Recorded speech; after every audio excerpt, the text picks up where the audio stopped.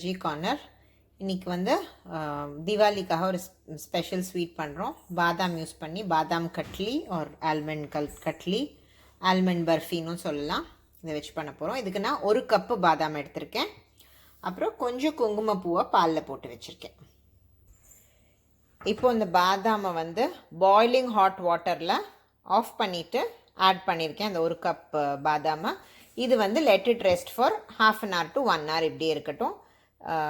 சூடாக தான் இருக்குது. ஆறுனதுக்கப்புறம் 1 ஹவருக்கு அப்புறம் 1 ஹவருக்கு அப்புறம் இட் இஸ் ஸ்டில் ஹாட். கை பொறுக்கிற சூடாக பார்த்துக்கோங்க. பார்த்துட்டு இப்போது லைட் ஸ்குவீஸ்லேயே அது அப்படியே வந்துடுது. இந்த ரெஸ்ட் ஆஃப் த ஆல்மண்ட்ஸையும் இதே மாதிரி உரிச்சிட்டு ரொம்ப ஈஸியாக ஸ்குவீஸ் பண்ணால் வந்துடுது. ரெஸ்ட் ஆஃப் த ஆல்மண்டையும் எடுத்துகிட்டு இந்த மாதிரி எல்லா பாதாமையும் பீல் பண்ணியாச்சு. இப்போது இதை வந்து மிக்ஸி ஜாரில் ஆட் பண்ணுறேன்.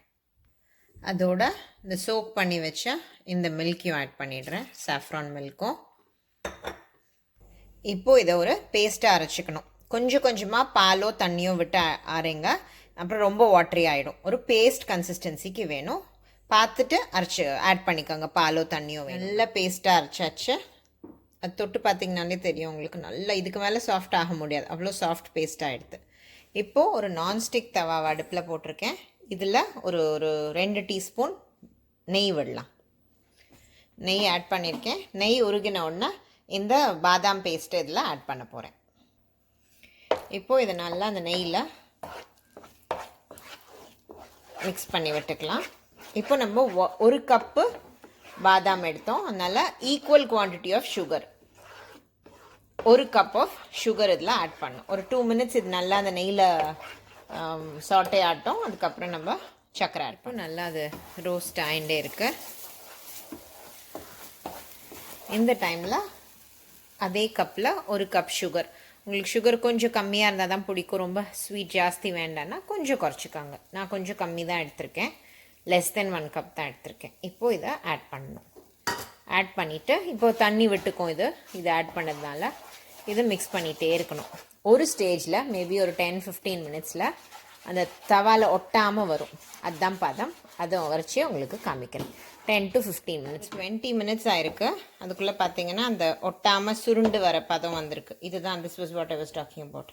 அப்படி ஒட்டவே ஒட்டாது பாருங்கள், அப்படி வந்திருக்கு. இதுதான் கரெக்டான பதம். இந்த டைமில் நான் இங்கே பார்ச்மெண்ட் பேப்பரோ பட்டர் பேப்பர் வச்சுருக்கேன். கொஞ்சம் நெய் போட்டிருக்கேன்.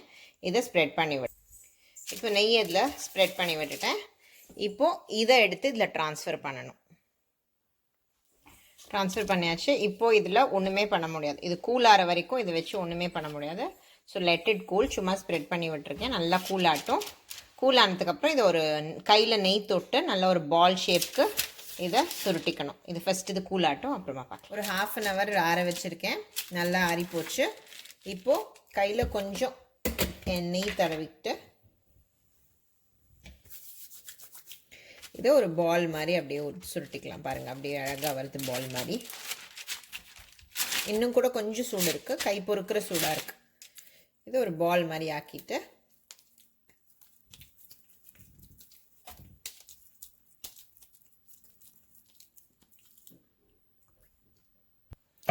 இப்போது ஒரு ரெக்டாங்குலர் ஷேப்பில் வச்சுட்டு இந்த சப்பாத்தி உருட்டுறதுல ரோலிங் பின்லேயும் கொஞ்சம் நெய் தடவி இதை பொறுமையாக ஒரு 1 inch திக்கு இல்லை 1 centimeter திக்குக்கு ஸ்ப்ரெட் பண்ணிக்கணும்.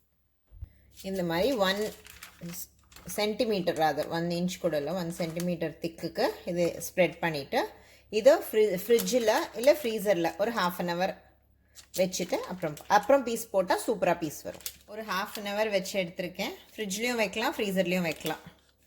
வச்சு இப்போது பீஸ் போட வேண்டியதான். அப்படியே ஸ்லைஸ் ஆகுது நல்லா பீஸ். உங்களுக்கு எந்த ஷேப்பில் வேணுமோ